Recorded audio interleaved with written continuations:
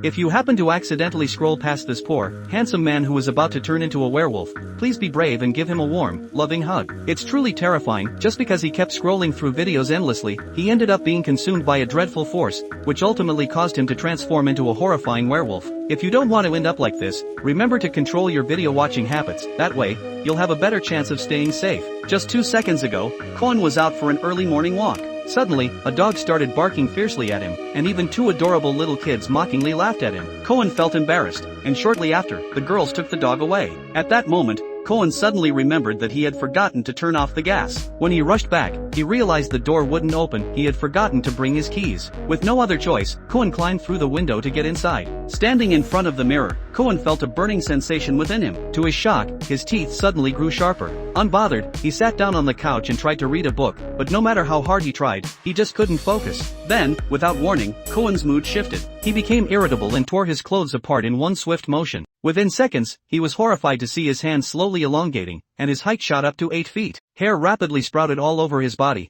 and Cohen collapsed to the ground, writhing in agony. In the end, Cohen was forever transformed into a terrifying, sharp-fanged werewolf.